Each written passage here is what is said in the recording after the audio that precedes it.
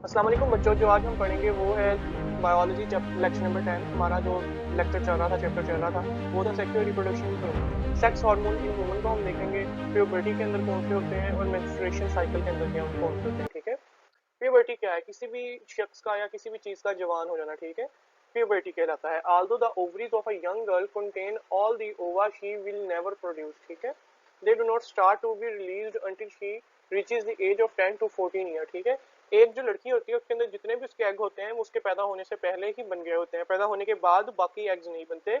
As जब उसकी 10 से 14 होती है तो उसके एग मिच्योर करते हैं और ठीक है, फिर उसको स्टेज को उसकी जो लाइफ में होती है उसको हम प्यूबर्टी कहते हैं। ठीक है, at about the same time as the first ovulation, the ovary also release female sex hormone into the blood stream। जैसे ही पहला एग मिच्योर होकर रिलीज होता है उसके साथ ही जो फीमेल सेक्स हार्मोन्स हैं वो भी रिलीज होने लग जाते हैं। ठीक है, these hormones are called estrogen. वो एस्ट्रोजन होता है। एस्ट्रोजन जो हार्मोन है ये फीमेल्स के अंदर उनकी सेकेंडरी जो ग्रोथ है उसके अंदर बहुत हेल्प करता है। And when they circulate around the body they bring about development of secondary sexual characteristics.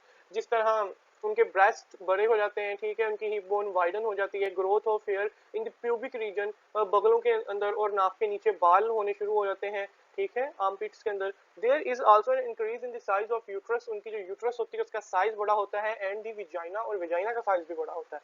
Once all these changes are complete the girl is capable of having a baby. जब ये चीजें होंगी एज 14 टू 10 टू 14 के बाद, ये चीजें जब complete हो जाएंगी तो जो लड़की होगी वो एक बेबी लेने के लिए कैपेबल होगी कि वो एक बेबी को पैदा कर सके। ठीक है, सबसे पहले हम देखेंगे फिलोपियन ट्यूब है, यूट्राइन सेप्टम है। ठीक है, सेप्टम जो सेपरेट वगैरह कर रही है वो दो साइडों को, और यूरोजेनेटल साइनस है। अब ये देखो, ये 10 ईयर की लगा लो गर्ल है, और बाद में जब एज के अंदर 14 ईयर तक और एग प्रोड्यूस होता है तो यूट्रस का और विजाइना का साइज बड़ा हो जाता है।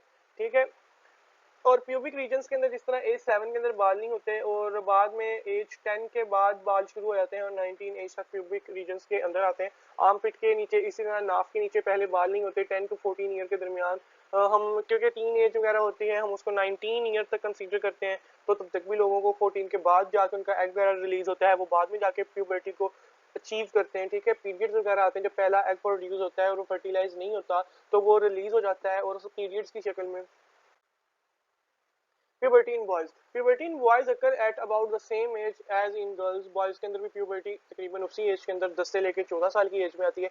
कुछ केसेस के अंदर जिनकी ग्रोथ आहिस्ता हो रही होती है उनके अंदर puberty 16, 17, 18 की एज में भी जाके होती है। The testes start to produce sperm for the first time, also release a hormone called testosterone into the bloodstream। जैसे पहला एग बना था, बना क्या था बल्कि मेच्योर हुआ था गर्ल्स के अंदर, इसी तरह बॉयज के अंदर जब स्पर्म्स की प्रोडक्शन शुरू होगी तो जिस तरह उनके अंदर एस्ट्रोजन प्रोड्यूस हुआ था इसी तरह मेल्स के अंदर टेस्टोस्टेरोन हार्मोन रिलीज होगा। Male secondary sexual characteristics which begin to appear at puberty are enlargement of the testes। उनके जो टेस्टिस हैं मेल के वो बड़े हो जाएंगे, पीनस का साइज बढ़ जाएगा। जिस तरह ये डायग्राम्स के अंदर देख सकते हैं कि जब एक बच्चा छोटा होता है उसके पीनस और टेस्टिस छोटे होते हैं, एज के साथ साथ उनका पीनस और उनकी टेस्टिस का जो साइज होता है वो इंक्रीज हो जाता है। डीपनिंग ऑफ द वॉइस, एक जब मर्द होता है लड़का होता है जब वो एक बच्चा होता है तो आवाज उसकी पतली होती है, लेकिन एज के साथ साथ उसकी आवाज भारी हो जाती है, मैली हो जाती है।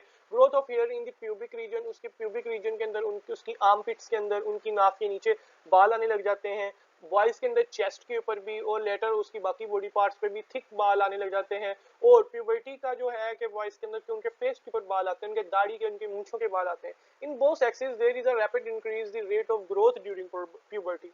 प्यूबर्टी के दौरान रैपिड इंक्रीज हो जाएगा ग्रोथ के अंदर। ठीक है, जो पहले ग्रोथ आहिस्ता आहिस्ता हो रही थी वही ग्रोथ रैपिड हो जाएगी और जो एक बच्चे से मुकम्मल मेल या फीमेल बन जाएगा। ठीक है, in addition to the physical changes at puberty there are emotional and psychological changes associated with the transition from being a child to becoming an adult। जब एक बच्चा से एक बड़ा आदमी बनेगा तो उसको साइकोलॉजिकली तौर पर वो काफी ज्यादा वल्नरेबल हो जाएगा, इमोशंस उससे कंट्रोल नहीं होंगे, चिड़चिड़ापन आ जाता है, जिसको हम गर्म खून वाली एज कहते हैं कि बच्चे को गुस्सा बहुत आने लग जाता है। टीनेजर्स को किसी की बात, माँ बाप की या टीचर्स की बात को भी सुनना पसंद नहीं करते, गुस्सा बहुत जल्दी आ जाता है, एंगर इश्यूज होते हैं, वो हार्मोन्स की वजह से होता है और वो at the with the passage of the time age के साथ वो ठीक हो जाता है। द पीरियड ऑफ एडोलिसेंस, इसको लड़कपन की एज भी कहते हैं। Most people adjust these changes smoothly. ज्यादातर लोगों को ये जो चेंजेस होती हैं इनका इतना होता नहीं, उनको एंगर इश्यूज वगैरह इतने नहीं होते, विदाउट प्रॉब्लम वो इस चीज को क्या कहते हैं अचीव कर लेते हैं प्यूबर्टी को। Some time however a conflict arises between having the status of a child and sexuality and feeling of an adult.